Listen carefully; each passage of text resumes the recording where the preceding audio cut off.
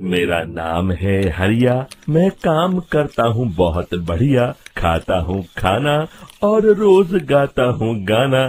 अरे यार, आज तो बहुत देर हो गई।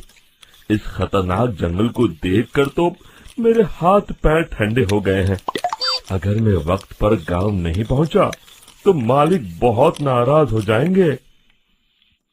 तभी हरिया को एक आवाज सुनाई देती है। सुनिए हरु जी। अरे, ये आवाज किसने दी?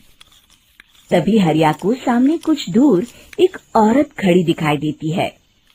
अरे भाई, ये औरत अकेली इतनी रात को इस जंगल में क्या कर रही है? चलकर पूछना पड़ेगा। फिर हरिया अपनी बैलगाड़ी उस औरत के सामने लाकर रोक देता है और उससे पूछता है। अरे सुनिए, आप इतनी रात को इस खतरनाक जंगल में अकेली क्या कर रही हैं?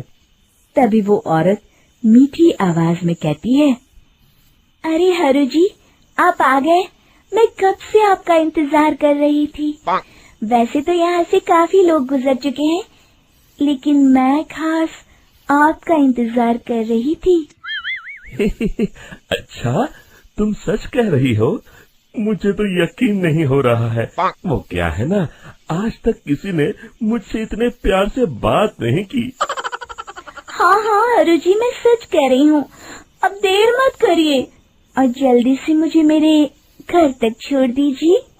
हाँ हाँ, कौन सी बड़ी बात है, अभी छोड़ देता हूँ। आप मेरे पीछे बैलगाड़ी में बैठ जाइए और मुझे रास्ता बताते चलिए।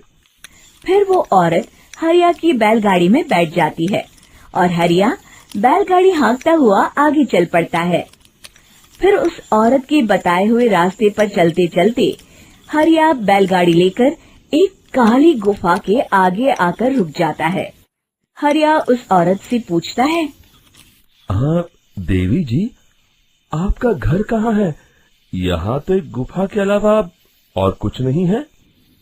तभी अचानक वो औरत हवा में उड़ने लगती है। देखते ही देखते उसका सुंदर रूप एक डरावनी चुड़ैल में बदल जाता है और वो जोर जोर से हंसती है। अरे तू तो एक नंबर का बेवकूफ निकला। तू तो बड़ी आसानी से मेरी बातों में आ गया। अरे मर गया रे, ये तो एक चुड़ैल है। हे भगवान बचा ले, ये तो बड़ी डरावनी दिखाई दे रही है। और फिर अगले ही पल हरिया की बैलगाड़ी में रखा सारा सामान हवा में उड़ता हुआ उस काली गुफा के अंदर चला जाता है और वो चुड़ैल भी उस गुफा के अंदर जाकर कहीं गायब हो जाती है। हरिया ये नजारा देख बुरी तरह घबरा और परेशान हो जाता है। अरे, ये चुड़ैल तो मेरा सारा सामान लेकर गुफा में गायब हो गई। अब क्या होगा? अगर मैं गांव खाली हाथ गया तो मालिक मेरी अच्छी खबर लेंगे। मेरी इस बात का कोई यकीन भी नहीं करेगा। फिर आखिर वही हुआ। हरिया के मालिक चंपक सेठ को हरिया की किसी भी बात पर रत्ती भर भी यकीन नहीं हुआ। चंपक सेठ को लगा हरिया झूठ बोल रहा है और उसने ही लालच में आकर सारा सामान हड़प कर लिया है। फिर हरिया को बेईमान समझकर चंपक सेठ उसे काम से निकाल देता है। अगले दिन अपनी दुकान में परेशान बैठा चंपक सेठ गुस्से में बड़बड़ाता है। अरे, दुकान में तो सामान बिल्कुल भी नहीं है। अब मुझे ही शहर जाकर सामान लाना होगा। फिर वो अपनी बैलगाड़ी लेकर शहर चला जाता है। शहर से सामान लेकर जब चंपक सेठ वापस गांव लौट रहा होता है, तभी उसे एक आवाज सुनाई देती है। चंपक जी, ओ चंपक जी। अरे, ये तो कोई मेरा नाम लेकर मुझे पुकार रहा है। फिर उस रास्ते में वही औरत खड़ी दिखाई देती है। फिर क्या था, हरिया की तरह चंपक सेठ भी उस औरत के पास अपनी बैलगाड़ी लेकर जाता है और वो भी उसकी चिकनी चुपड़ी बातों के मुंह जाल में फंस जाता है।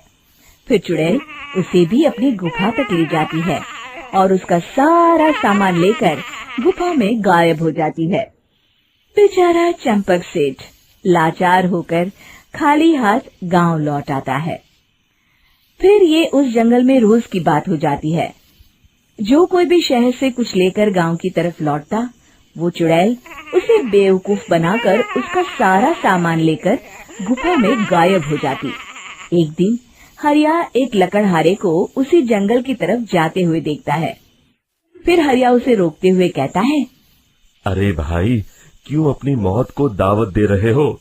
मेरी बात मानो, आगे जंगल में मत जाओ, वहाँ एक बड़ी भयानक चुड़ैल रहती है। लकड़हारा हरिया की बातों को नजरअंदाज करते हुए कहता है, अरे भाई, मुझे पहले ही बहुत देर हो चुकी है, मुझे जाने दो भाई। शाम तक लकड़ियाँ काट कर शहर के बाजार में बेचना है। तुम अपनी ये कहानी किसी फुर्सत में बैठे इंसान को सुनाओ, मैं तो चला। इतना कहकर लकड़हारा वहाँ से आगे जंगल की तरफ चला जाता है। फिर अगले दिन गांव के मुखिया के घर के बाहर बहुत सारे लोग जमा हो जाते हैं। तभी हाथ में कुल्हाड़ी लिए खड़ा लकड़हारा कहता है, अरे मुखिया जी, अब आप ही हमें बचाइए उस जंगल वाली चुड़ैल से। हमारा सारा काम तो शहर से ही होता है।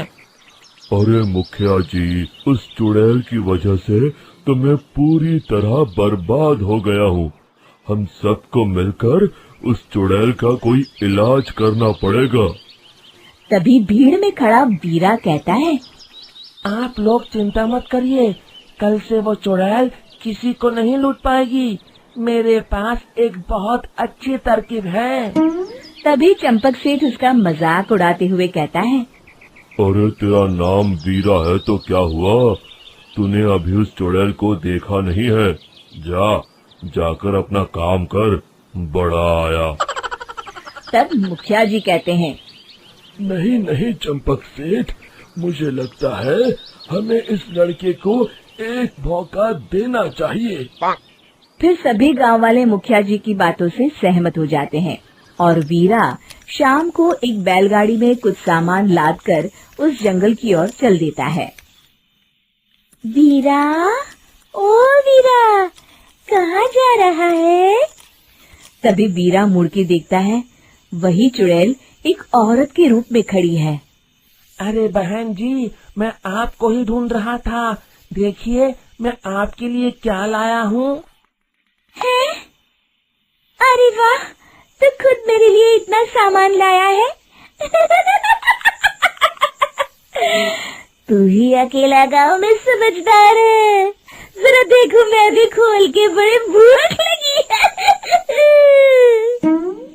जैसे ही चुड़ैल उस सामान पर से कपड़ा हटाती है, एक भगवान शिव की तेज रोशनी उसके अंदर मूर्ति से निकलती है और चुड़ैल अपने असली रूप में आकर जलने लगती है।